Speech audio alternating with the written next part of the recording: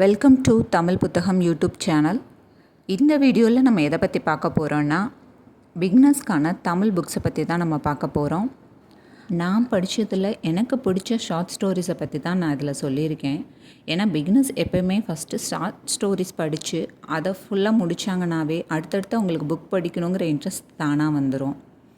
அதனால் டிஃப்ரெண்ட் ஜானர்லேருந்து நான் நிறைய புக்ஸ் சஜஸ்ட் பண்ணுறேன். உங்களுக்கு அதில் எந்த ஜானர் பிடிச்சிருக்கோ நீங்கள் அதை சூஸ் பண்ணி நீங்கள் படிங்க.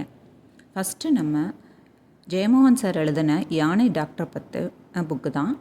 இந்த புக்கில் அவர் ஒரு காட்டில் யானை கூட்டம் என்னென்ன மாதிரி சுச்சுவேஷனில் அவங்க வாழ்கிறாங்க, நம்ம மக்கள் பண்ணுற சின்ன சின்ன தப்புகளால் அந்த யானை கூட்டத்துக்கு எவ்வளோ கஷ்டம் வருது அப்படிங்கிறதெல்லாம் அழகாக சொல்லியிருப்பார். ஆனால் இந்த ஆத்தர் நம்மளை அழகாக கையை பிடிச்சே இந்த காட்டுக்குள்ளே கூட்டிகிட்டு போய் ஒரு யானை இந்த இடத்துல இருந்து தான் நம்மக்கிட்ட ஹெல்ப் கேட்டுச்சு அப்படிங்கிறதெல்லாம் அந்த சுச்சுவேஷன் எக்ஸ்பிளைன் பண்ணுறப்ப நம்மளே அந்த ஸ்பாட்டில் இருக்க மாதிரி ஒரு ஃபீல் கொண்டு வந்துருவார்.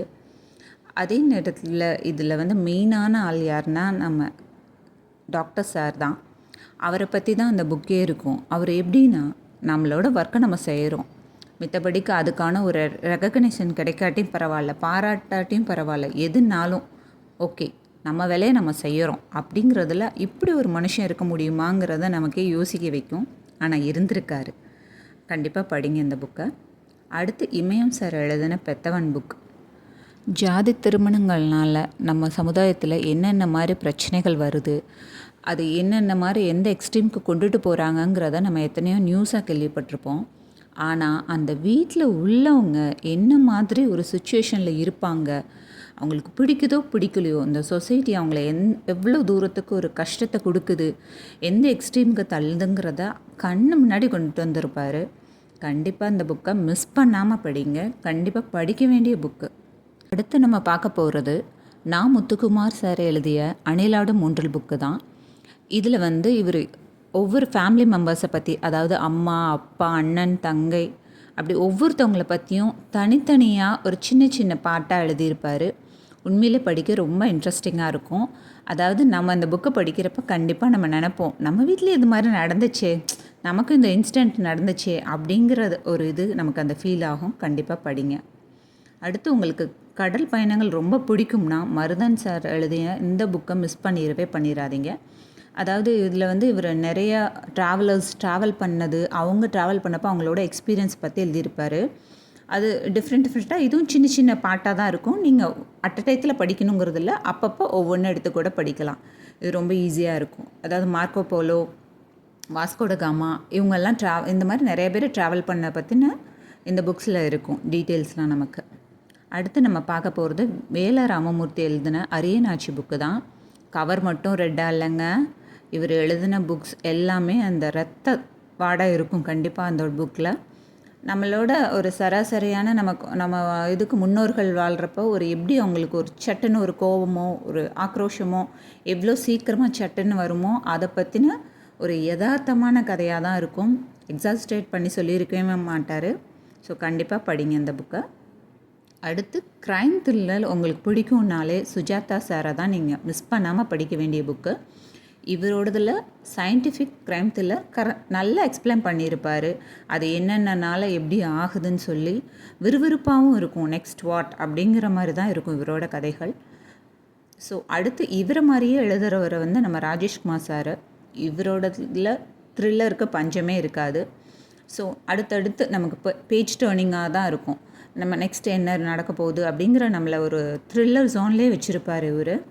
ஸோ இந்த புக்ஸும் த்ரில்லர் பிடிக்குங்கிறவங்க சுஜாதா சார் அல்லது ராஜேஷ்குமார் சார் புக்ஸை நீங்கள் சூஸ் பண்ணிக்கலாம். ஃபேமிலி ஓரியன்டாக புக்ஸ் உங்களுக்கு பிடிக்கும் அப்படிங்கிறவங்க லக்ஷ்மி மேடமோட புக்ஸ் சூஸ் பண்ணலாம். நீங்கள் நம்ம லைஃப்பில் அன்னாட நடக்கிற ஒரு சாதாரணமான நிகழ்வுகள், ஒரு குடும்பத்தில் என்னென்ன மாதிரி சுச்சுவேஷன்ஸ் இருக்கும், அதை நம்ம எப்படி ஹேண்டில் பண்ணுவோங்கிறத ரொம்ப யதார்த்தமாக சொல்லியிருப்பாங்க. ஸோ இவங்களோட புக்கை நீங்கள் ஃபேமிலி ஓரியன்டாக படிக்கணும்னு நினைக்கிறவங்க சூஸ் பண்ணலாம். அடுத்து ரமணிச்சந்திரன் நம்ம எழுதின கண்ணெதிரே தோன்றினால் புக்கெலாம் உண்மையிலே சூப்பராக இருக்கும். ஆனால் இவங்களோடது நிறைய புக்ஸ் இருக்குது.